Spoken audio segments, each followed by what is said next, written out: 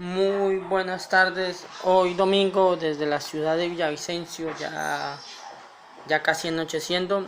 Saludo a todos mis suscriptores y las personas que mirarán este video después de editarlo.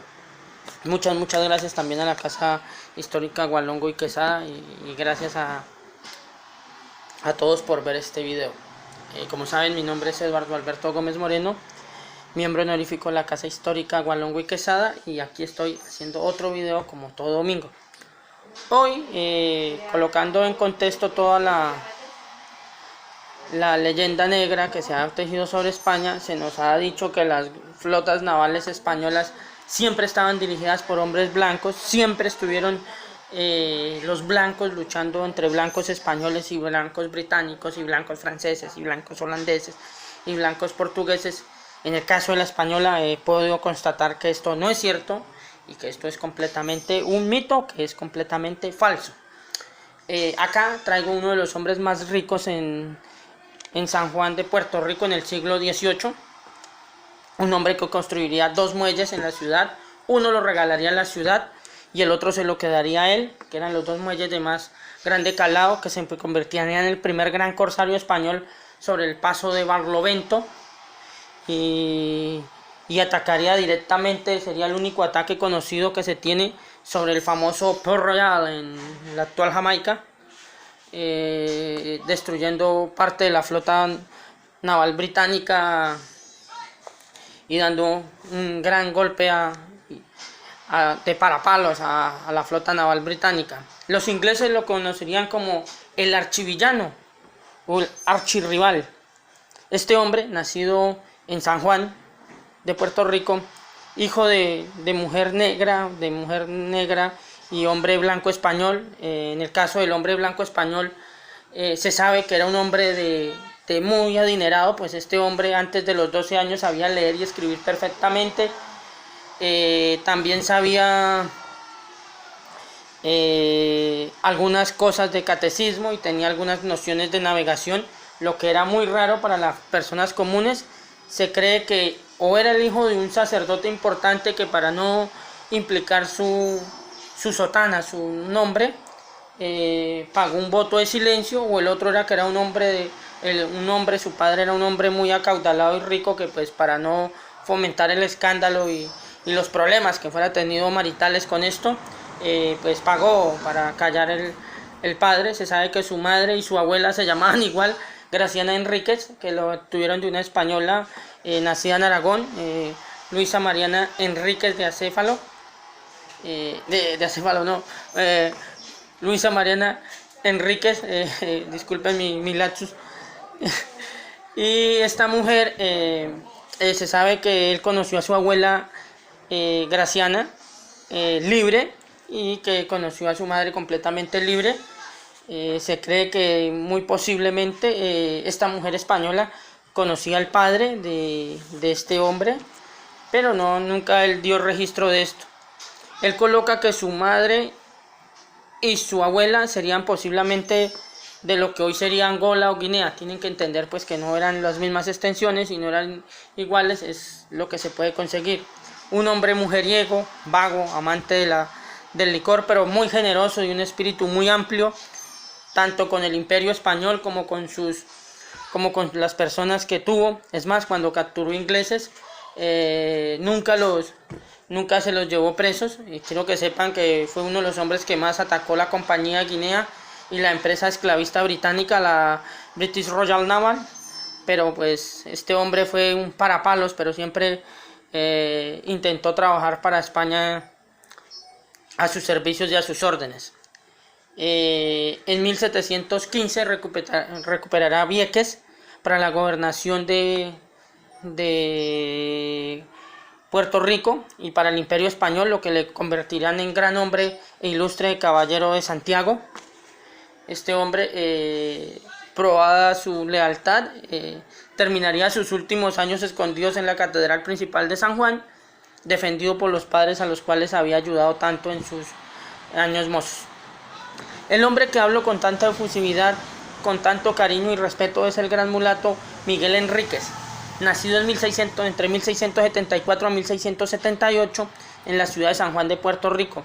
hombre acaudalado y riquísimo, que a pesar de su dinero, muchos, pues hay que decir la verdad, muchos ricos pues no lo querían por ser mulato, por ser bastardo también, y otros pues porque su dinero no fue de forma vida de su trabajo esforzado, sino de la de la patente corso que le darían los españoles, o eso se llamaría servicio de guardacostas español. Pero este servicio de guardacostas español era que, debido a que los holandeses, los franceses, los ingleses financiaban piratas y los volvían caballeros, los españoles comenzaron a dar patentes corsos a hombres que trabajaban para ellos, y este hombre llegaría a los más altos cargos posibles para él, y este hombre daría todo por su población, pues él quería mucho a su amada Puerto Rico.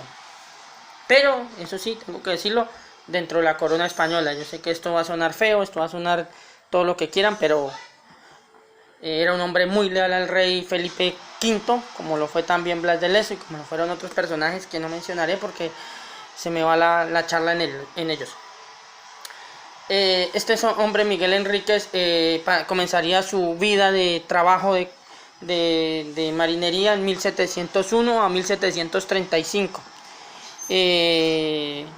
trabajando junto primero cuando la corona pasa al mando francés, trabajando para la corona borbona en España, en el Mar Caribe, atacando las flotas inglesas que suministraban recursos desde Port Royal, Jamaica, pasando por el paso de Barlovento, por Jamaica, por Curazao y por las famosas islas Caimán y San Quintín, atacando estas flotas que venían. En la primera acción que se conoce del hombre, este hombre con un barco pequeño atacaría una gran corbeta de 3 líneas, capturándola, llevando preso a estos hombres a San Juan de Puerto Rico, y llevando el botín, lo repartiría. Como cosa paradójica, era un hombre que había pasado muchas vicisitudes para hacer semejante hazaña, y repartiría el botín entre sus hombres y se quedaría apenas con 14 monedas de plata, de las cuales él utilizaría para comprarse un traje que tanto quería. Quiero que sepan que él también tuvo esclavos, tuvo 300 esclavos, pero pues la iglesia lo presionó para liberarlos. Es más, de esos 300 esclavos, 2 fueron mujeres, mujeres negras africanas, con las cuales, con 2 de ellas tuvo 2 hijos, a los cuales no registró, porque se conoce que tuvo más de 8 hijos. Solo se registran 2, Vicente Enríquez y Rosa Enríquez, pero nunca se casó. Era un hombre amante a la bebida, a la buena vida, a la vida de parranda, pero como ya he dicho, era un hombre generoso, amable, cariñoso y muy buen charlador. Cuentan las lenguas de José Rocher, que sería el hombre que lo acompañaría a recapturar para España la isla de los Cangrejos o Vieques, que era un hombre muy generoso, que siempre que él podía invitaba licor, trago, todo lo mejor, que era un hombre explícito, muy buen conversador, mujeriego, pero un hombre en todo sentido, diría este señor español, que lo acompañaría en 1715 a recuperar la isla de los Cangrejos. Cuando vuelve a San Juan con la noticia, derrotando a los británicos en la isla de Vieques, no solo fue una celebración en San Juan de Puerto Rico, cuando llegó la noticia a Buenos Aires, a Cartagena de Indias o a la misma Florida, en San Agustín, se ondeó la bandera de esta cruz de San Andrés que cargo aquí. Esta cruz de San Andrés se ondeó por todo el Imperio Español cuando llegó la noticia a Madrid de la recuperación de la isla de Vieques. El rey quiso saber quién era el hombre que había gestado tal maravilla, y este hombre viajaría a España a conocer al rey para el que trabajaba, y él lo nombraría caballero de la Orden de Santiago. Pero hay que decir pues que seguiría trabajando como patente corso siempre que España lo necesitaba. Capturó más de 300 barcos. Por lo general a los ingleses y a los holandeses, a los franceses, debido al pacto de familia que había, se abstuvo de atacar a los franceses. Y alguno que otro barco corsario. Quiero que sepan que en Vieques también habían corsarios que trabajaban para nombre británico, y este hombre los terminaría derrotando y llevándolos presos a a San Juan de Puerto Rico y a la guarnición británica. Los británicos, para no continuar la guerra, terminarían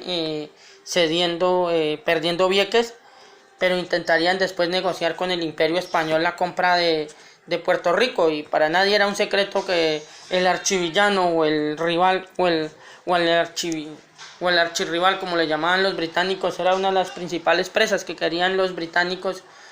Y de inmediato, cuando se ofreció la compra de Puerto Rico, los españoles dijeron que así vendieran o no Puerto Rico, no iban a permitir que Miguel Enrique se quedara en la ciudad, que ellos tenían que darle un tiempo para que él escapara. Y fuera de eso, después en las negociaciones al final España dijo que si querían Puerto Rico, a España tenían que derrotarla porque no se le podía comprar con dinero. Este hombre también obtendría una efigie real y capitán de tierra y mar en San Juan de Puerto Rico, donde el gobernador le daría este título nobiliario, que pues le exoneraba de pagos de impuestos, le daba una tasa impositiva diferente, y pues obviamente también pues atraería a las mujeres, pues un hombre con un estatus alto sería grande. Incluso se sabe que tuvo 2 amantes, mujeres blancas, se saben los nombres, no las quiero poner para no ofender. Aquí tampoco voy a decir que él las violó, no, simplemente tal vez la pinta de este hombre bandido, mujeriego y truán llamó la atención de estas 2 mujeres. Como ya dije, era un hombre muy religioso también. Quiero que sepan que era un hombre muy religioso, a pesar de que había tenido conflictos con algunos sacerdotes. Los obispos, algunos habían pedido su excomunión. En 1730 regaló dinero para la reconstrucción de la capilla en Vieques, destruida por los británicos en su invasión, y también regalaría una iglesia o una ermita para que los negros libres pudieran ir, debido a ciertas medidas que habían dentro del Imperio Español. Estas no permitirían tener cualquier cosa.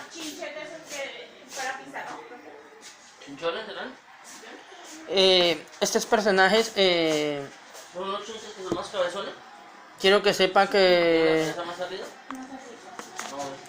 después de sus capturas, de sus aventuras, de su arrojo de más de 300 barcos capturados a los británicos, casi todos pasarían a formar parte de la flota de las Indias.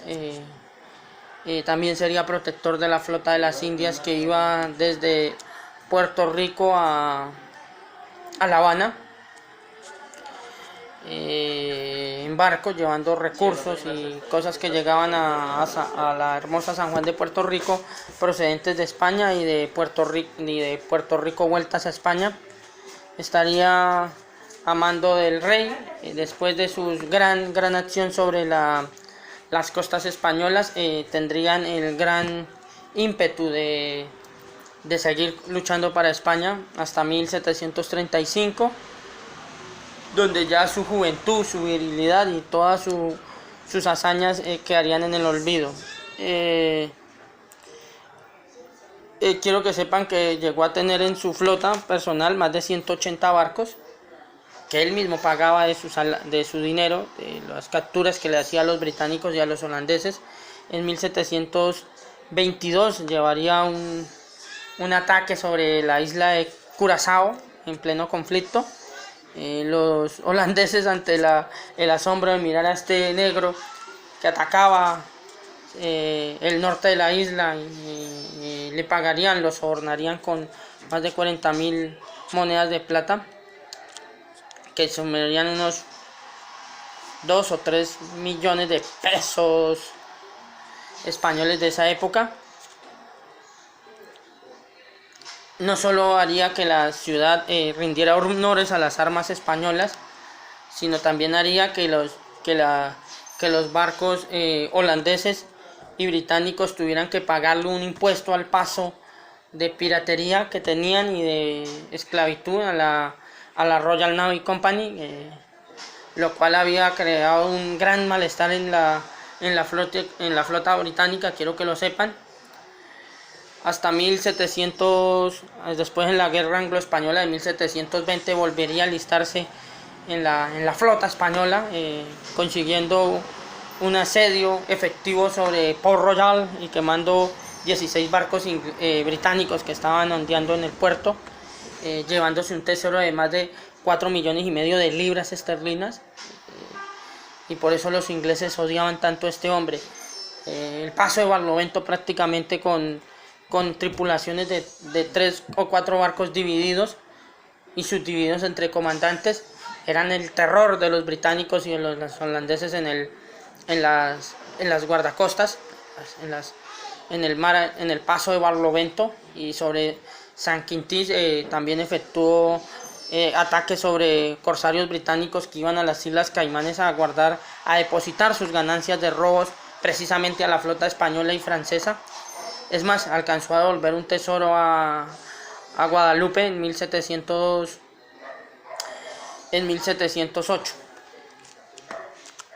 Este hombre, lleno de lustro, de cariño y de amor por la población, como dije, era un aventurero, era un hombre buscador de nuevos corazones, de nuevas conquistas y de nuevos quereres. Como he dicho, tuvo 300 esclavos. La iglesia presionó para que liberara a estas personas. Dos de los 300 esclavos que sé, no era que 2 eran mujeres, sino habían más, pero 2 de esos 300 esclavos tuvieron hijos con él, porque eran 2 mujeres. Y este negro, pues, este mulato, sin ningún refrendo a decir que era malo, en 1738 se le haría un proceso injusto donde no se le escucharía y se le incautaría todas las propiedades acaudaladas en su vida. La iglesia defendió lo único que tenía de gran valor, el muelle, porque él los había construido. De su dinero, de su esfuerzo, de su empresa bélica había salido el dinero, y había también salido dinero para la reconstrucción y obras dentro de la Catedral de San Juan de Puerto Rico, quiero que lo sepan. Entonces la iglesia defendió a este hombre, que era un hombre muy religioso. Increíblemente, este hombre de este carácter era muy religioso, era un hombre, como ya dije, era generoso, era mujeriego, era truán, pero era un hombre muy, muy devoto, muy religioso. Dicen que este hombre no se acostaba nunca sin rezar, ni se levantaba sin rezar, cosa paradójica de este hombre. Incluso había chistes sobre eso, que él se levantaba rezando pidiendo una nueva mujer y se acostaba con otra nueva, pero eso es un cuento, no ha sido nunca eso probado.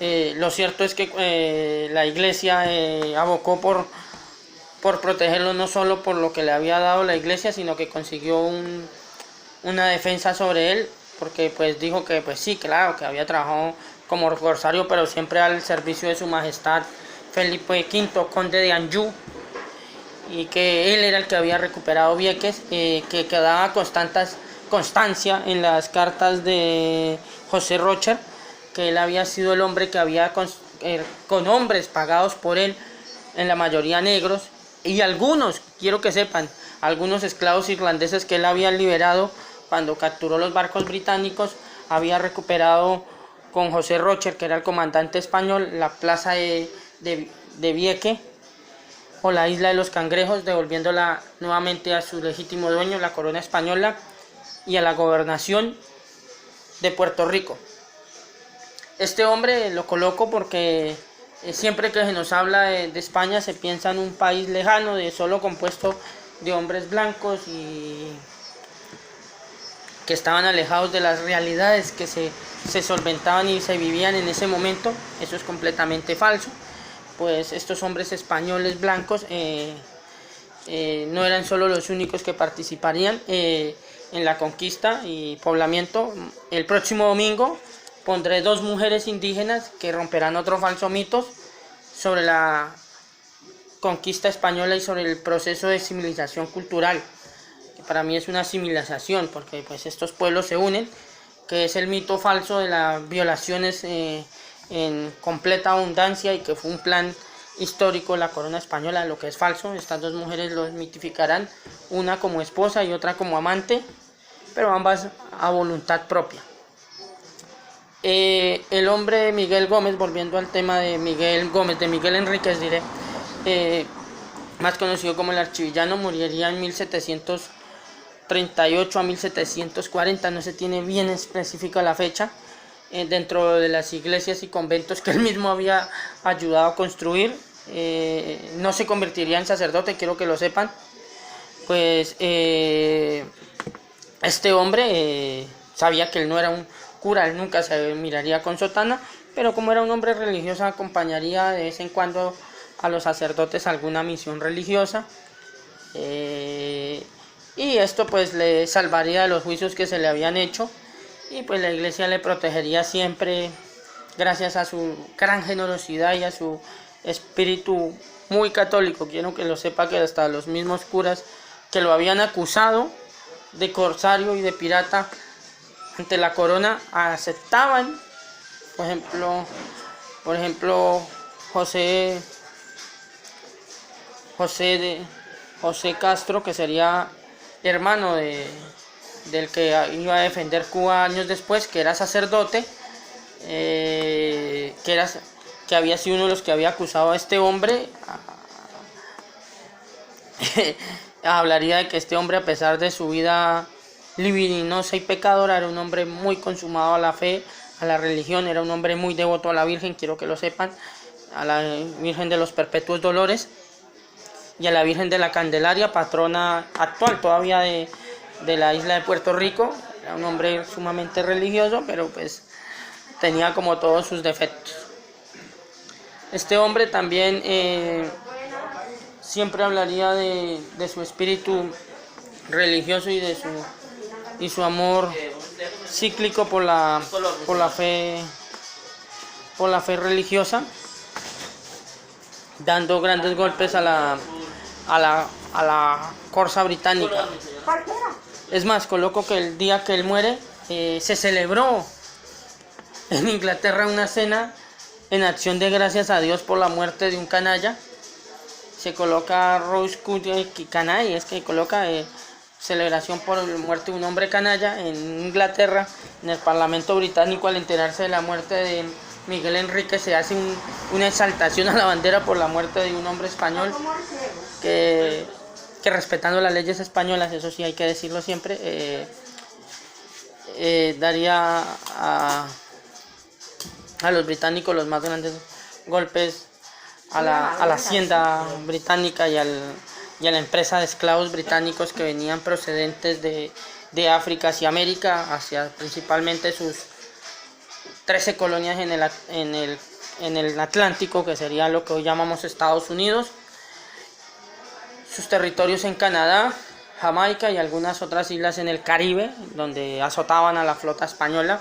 Este hombre les había devuelto lo que ellos habían hecho un siglo antes, cuando la flota naval británica, comandada por piratas, atacaba sin clemencia a los pobres barcos españoles que caían a merced de los piratas británicos.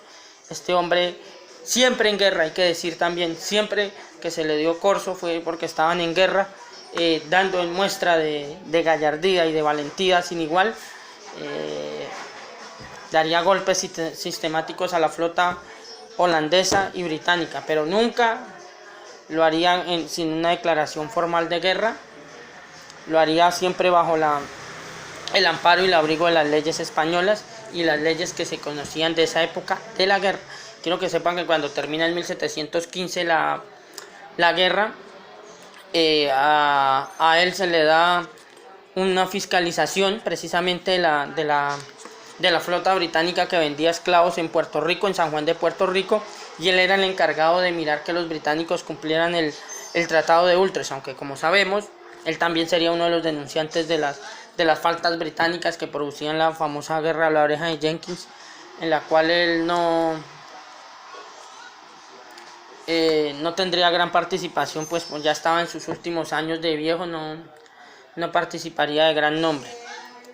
Este hombre nos muestra para siempre y de prueba unánime que el mestizaje de negros y blancos, en el caso de él, era primordial para la defensa de los territorios españoles en las islas más grandes, en este caso una de las más grandes, la hermosa isla del Encanto, la isla de Borinquen, o hoy Puerto Rico, aunque quiero que sepan que el nombre español es Puerto Rico.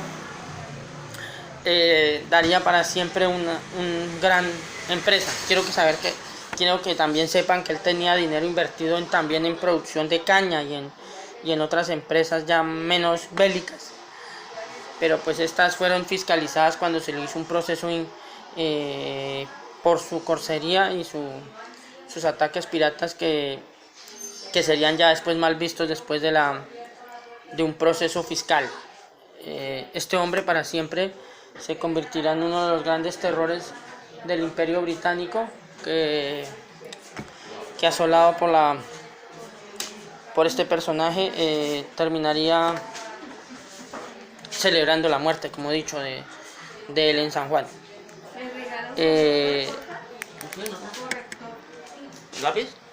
Se conoce que está enterrado en la capilla mayor de la propia iglesia que él terminaría construyendo en San Juan de Puerto Rico. Entonces este hombre terminaría para siempre las leyendas instructivas sobre esto. Para finalizar, solo le daré los nombres de las dos mujeres que hablaré el próximo domingo. Una llamada Ana Yancy y la otra llamada por los indígenas como Guaricha. Espero que no se asusten, Guaricha no es una mala palabra, no es una grosería, no es nada malo. Ana Yancy en su idioma traduciría la mujer que abre la llave de la felicidad, y Guaricha es bella, joven y valiente. Espero les haya agradado, no me haya excedido mucho en la mostración de este personaje mítico de la hermosa Puerto Rico, mulato como muchos, valiente como pocos, guerrero como muchos más pocos, generoso hasta el final. Entonces debemos con este personaje hacer una reivindicación histórica, incluso en la propia isla de Puerto Rico.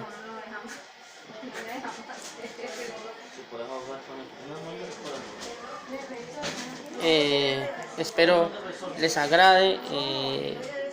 Si tienen alguna pregunta la hagan.